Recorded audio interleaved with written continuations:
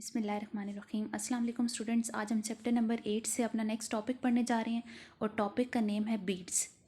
सबसे पहले हम बीट्स को डिफ़ाइन करते हैं। इसकी डेफिनेशन है द पीरियोडिक राइज और fall in the intensity of sound due to slight difference in frequency. एक और तरह से इसको हम डिफ़ाइन कर सकते हैं the periodic vibration of maximum and minimum loudness due to slight difference in frequency, this is called beats. अब ये तो थी इसकी डेफिनेशंस। इसको समझने के लिए जो हम बोल रहे हैं पीरियोडिक राइज और fall in the intensity of sound, एक फिगर देखें आप लोग। इसमें सी फिगर को अगर आप ऑब्जर्व करें तो कुछ जगहों पर आकर इसका एम्पलीट्यूड ग्रेटर है और उसके बाद ये आहिस्ता आहिस्ता फेंटनेस की तरफ जाता है और दोबारा से ग्रेटर एम्पलीट्यूड की तरफ चला जाता है। तो ये कहलाता है periodic rise and fall due to difference in frequency. अब इसको समझने के लिए हम लोग कंसिडर करते हैं दो ट्यूनिंग फोक्स। इस तरह के ट्यूनिंग फोक होता है, इसकी शेप भी आपको नज़र आ रही होगी, आप लोगों ने देखा हुआ होगा। मे बी अगर आप लोगों ने 10th में प्रैक्टिकल्स परफॉर्म किए हों तो ये ट्यूनिंग फोक आपने देखा हुआ होगा। अब हम कंसिडर करते हैं दो ट्यूनिंग फोक, और ट्यूनिंग फोक इस तरह से दो कंसिडर करते हैं कि दोनों की फ्रिक्वेंसी सेम है। लेट अस कंसिडर दोनों 32 हर्ट्ज़ के ट्यूनिंग फोक्स हैं। अब हमने दो ट्यूनिंग फोक कंसिडर किए इस तरह के, दोनों 32 हर्ट्ज़ के थे। तो क्योंकि ये सेम फ्रिक्वेंसी के हैं और ये हवा में, लेट अस कंसिडर, ये हवा में क्या करते हैं, कंप्रेशनल वेव्स को प्रोड्यूस कर रहे हैं। अब क्योंकि दोनों के दरमियान में फ्रिक्वेंसी का कोई डिफरेंस मौजूद नहीं है, दोनों 32 हर्ट्ज़ के हैं, तो अगर दोनों के दरमियान फ्रिक्वेंसी डिफरेंस मौजूद नहीं है तो इसका मतलब बीट्स आपको सुनाई नहीं देंगी।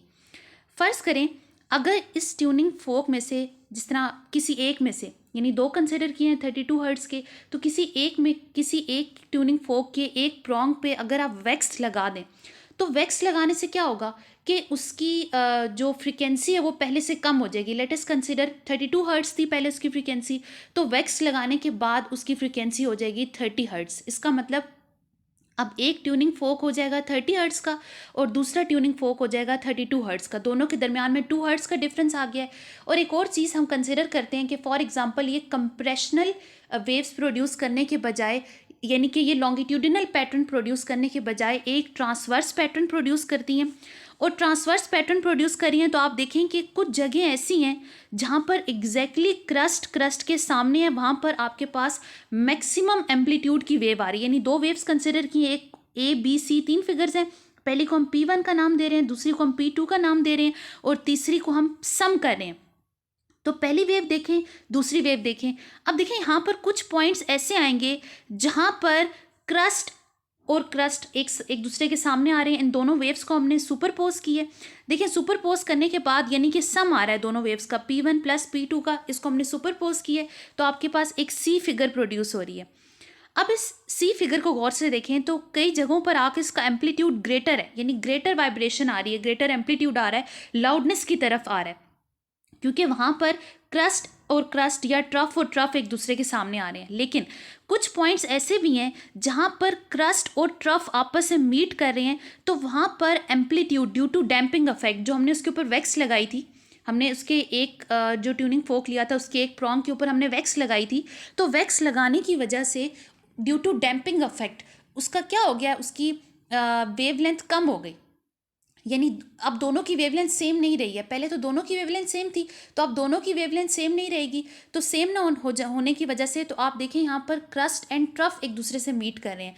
तो इन दोनों को सुपरपोज करें आप, तो आप देखें आपकी जो एम्पलीट्यूड है वो कम होना शुरू हो जाएगा, बिल्कुल फेटनेस की तरफ जाना शुरू हो जाएगा। तो देखें कुछ पॉइंट्स पर आकर वो ग्रेटर एम्पलीट्यूड दे रहा है, कई पॉइंट्स पर एम्पलीट्यूड आके बहुत कम हो रहा है और दोबारा से एम्पलीट्यूड उसका राइज कर रहा है, और ये प्रोसेस इसी तरह से कंटिन्यू रहेगा। तो अब यहाँ पर लाउडनेस एंड फेटनेस अगेन लाउडनेस की तरफ जा रहा है। तो देखें लाउड से लाउड तक के दरमियान कितना डिफरेंस होगा, इसको हम समझते हैं। तो देखें क्योंकि आपके पास एक ट्यूनिंग फोक था 30 हर्ट्ज़ का और दूसरा ट्यूनिंग फोक था 32 हर्ट्ज़ का, तो दोनों के दरमियान 2 हर्ट्ज़ का डिफरेंस था। इसका मतलब लाउड से लाउड तक की साउंड हम 1/2 सेकेंड में हर्ट करेंगे। और अगर आप लाउड से फेंट की तरफ चलें तो 1/2 का हाफ होता है 1/4, तो लाउड से फेंट तक सुनने में आपको 1/4 सेकेंड रिक्वायर होंगे। तो ये बीट्स का एक छोटा सा प्रोसेस था। इसके अलावा आप इस फिगर में भी देख सकते हैं, यहाँ पर डॉट से शो किया हुआ है क्लास। आप देखें जो first time A B C तीन फिगर्स आ रही हैं, पहले आप देखो कि मैक्सिमम के बाद जो मिनिमम आ रहा है, यानी थर्ड में जो मिनिमम लिखा हुआ है, वो मिनिमम कैसे लिखा हुआ है कि आप देखिए आपका ट्रफ और क्रस्ट आपस में मीट करें, उनके मीट करने की वजह से आपके पास बिल्कुल लाउडनेस के बजाय फेटनेस की तरफ आपकी ये यानी कम एम्पलीट्यूड की वेव प्रोड्यूस हो रही है। उसके अलावा कुछ पॉइंट्स ऐसे हैं जहाँ पर वो क्रस्ट और क्रस्ट आपस में मीट कर रहे हैं, जिसकी वजह से आपके पास एक ग्रेटर एम्पलीट्यूड की वेव प्रोड्यूस हो रही है। लेकिन फिर दोबारा से वो पॉइंट्स डॉटेड फॉर्म में आप देखें, जहाँ जहाँ पर मिनिमम था उसको डॉट से रिप्रेजेंट किया हुआ है। और वो क्यों डॉट से रिप्रेजेंट हुआ है? क्योंकि वहाँ पर क्रस्ट और ट्रफ आपस में मीट कर रहे हैं, जिसकी वजह से आपके पास लाउडनेस के बजाय फेडनेस की तरफ वॉल्यूम प्रोड्यूस हो रहा है, यानी मिनिमम आपके पास साउंड प्रोड्यूस हो रहा है। इसके अलावा एक और यहाँ पर देखिए, मैंने फिगर यहाँ पे आपको शो किए हुए, एक 100 हर्ट्ज़ की है, एक 120 हर्ट्ज़ की है। तो ये एक और एग्जांपल है 100 एंड 120 की। इसमें अगर देखें तो बिल्कुल स्टार्ट में 100 हर्ट्ज़ जो ब्लैक से वेव रिप्रेजेंट हुई हुई है, 120 हर्ट्ज़ जो रेड से रिप्रेजेंट हुई हुई है। ब्लैक और रेड को अगर आप देखें तो दोनों में जो फर्स्ट है वो क्रस्ट और क्रस्ट एक दूसरे के सामने है, जिसकी वजह से जब दोनों को आप सुपर पोज करेंगे, यानी आप इसका सम लोगे, तो इसकी वजह से आपके पास एक ग्रेटर एम्पलीट्यूड की साउंड प्रोड्यूस होगी, यानी आपके पास एक ग्रेटर एम्पलीट्यूड आएगा। उसके बाद देखिए आप, तो अब ब्लैक और रेड को अगर आप देखो तो ब्लैक और रेड में कुछ आपके पास पॉइंट्स ऐसे आ रहे हैं जहाँ पर क्रस्ट और ट्रफ मीट कर रहा है, जिसकी वजह से सुपर पोज करने के बाद जो ब्लू कलर में आपके पास वेव शो हो रही है, वहाँ पर लाउडनेस के बजाय फेटनेस की तरफ वो चीज़ जा रही है। तो ये प्रोसेस था बीट्स का, कि बीट्स में जो स्लाइट डिफरेंस आ रहा है, जो हमने स्टार्ट में डेफिनेशन बोली है, due to the slight difference in the frequencies. तो ये स्लाइट डिफरेंस होता है, और ये हमने किस तरह से किया? हमने ट्यूनिंग फोक की एग्जांपल लेके उसके एक प्रॉन्ग पे वैक्स लगा के इसको प्रूव किया है, और हमने कंप्रेशनल के बजाय ट्रांसवर्स पैटर्न को प्रोड्यूस करवाया है, जिसकी वजह से हमने ये 3 वेव्स यहाँ पर देखी हैं। यहाँ पर पहले हमने ये फिगर देखी, फिर दूसरी हमने यहाँ पर इस तरह से डॉटेड लाइन में देखी, और थर्ड एक और फिगर है। यहाँ पर आपको ये प्रोसेस होप सो समझ आ गया होगा। उसके बाद हम देखते हैं कि